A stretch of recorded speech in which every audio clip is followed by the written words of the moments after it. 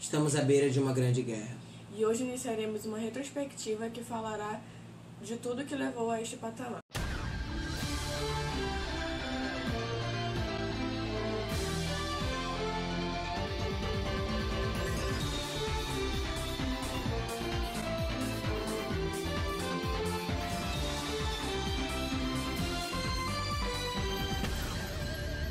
Na Primeira Guerra Mundial, a Europa saiu muito fragilizada economicamente, causando uma certa dependência dos Estados Unidos. Essa dependência fez com que a economia dos Estados Unidos crescesse e ganhasse os chamados loucos anos 20.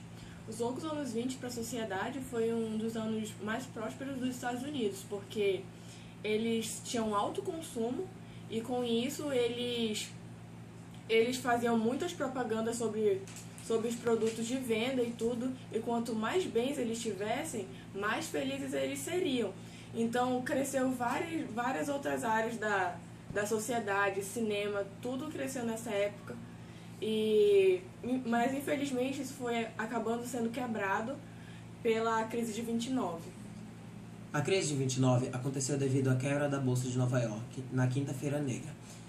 A quebra da Bolsa de Nova York ocorreu devido à independência da Europa com os Estados Unidos, fazendo com que a superprodução das indústrias nos Estados Unidos caísse. E a sociedade americana viveu seus dias de terceiro mundo, com um desemprego aterrorizante de mais de 3 milhões de... Em tempos de crise, a economia baixou e o consumo também. Para encerrar isso, o presidente Roosevelt criou um plano de metas, no qual tendia no New Deal, onde ele investiu em indústrias, dando verbas para indústrias crescerem e também na população, empregando a população, porque em tempos de crise a população geralmente não consome porque ela não tem dinheiro para consumir. E com isso ele criou grandes obras públicas para essa população poder ter dinheiro e sustentar o país até que ele pudesse alavancar novamente a sua economia. Um pouco mais sobre os esportes e a política dos regimes totalitários, vamos com o Nicolas e o Matheus. Inicialmente era contra a realização dos Jogos Olímpicos no território alemão. Depois ele vai tentar usar esses Jogos Olímpicos como uma forma de divulgar essa supremacia, essa ideologia da supremacia alemã. Os Jogos Olímpicos começaram e um alemão e um finlandês conseguiram medalha de ouro no atletismo. Hitler desceu da sua arquibancada lá e foi parabenizá-los. Porém, o Comitê Olímpico Internacional avisou Hitler que ele só poderia parabenizar um se ele fosse parabenizar todos. Se ele não fosse parabenizar um, ele não deveria parabenizar ninguém. A ideologia da supremacia ariana, Jesse Owens, um negro-americano, ganhou 4 medalhas de ouro, fato que deixou Hitler super irritado, ao ponto de ele se retirar do estádio.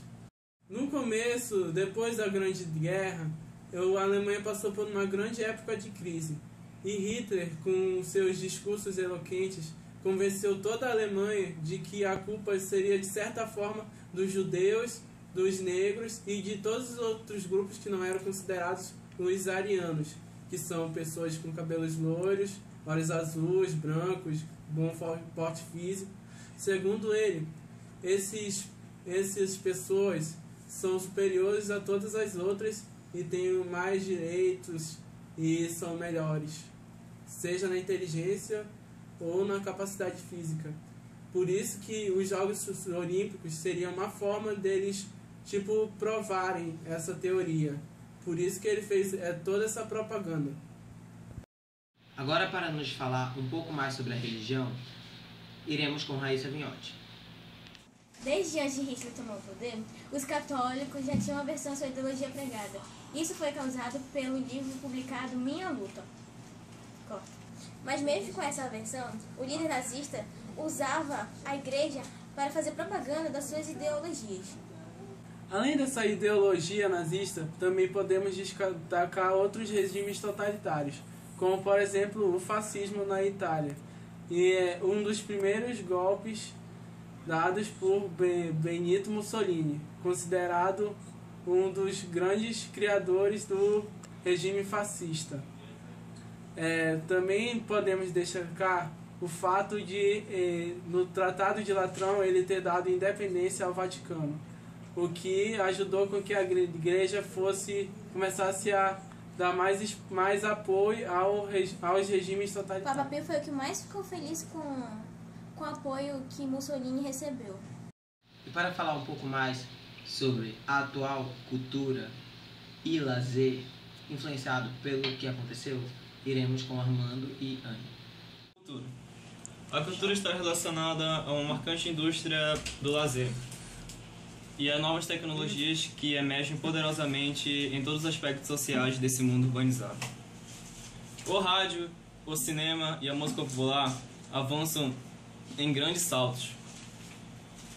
Em meio a essa massa cultural que se alastra, não podemos esquecer de falar do ícone do cinema mudo, Charlie Chaplin. Bem, o cinema mudo é Charlie Chaplin. Ator, produtor, diretor, roteirista, escritor, dançarino e músico britânico, Charles Spencer Chaplin atua, dirige, escreve e financia seus próprios filmes, sendo fortemente influenciado por um antecessor, o comediante francês Max Linder, a qual fez um filme em sua homenagem. O cinema tem um grande impacto, pois as pessoas procuram esquecer as suas dificuldades no escuro do cinema. Nele, elas têm o prazer de se divertir. Com a crise da guerra, a bilheteria foi obrigada a diminuir seu preço para 25 centavos. Para ter uma noção de quanto a crise afeta as massas, alguns homens procuram vender as suas cuecas para conseguir a entrada do cinema. Para falar um pouco mais sobre a culinária e o que levou ela a ser o que é atualmente, iremos com Gilmar. Durante estes períodos contrastantes, houve influência em todas as áreas, inclusive na culinária. Durante o American Way of Life, houve a popularização do fast food e a comida enlatada, que ganhou espaço tanto na América quanto na Europa. O fogão a gás é a maior inovação desta década da área da gastronomia.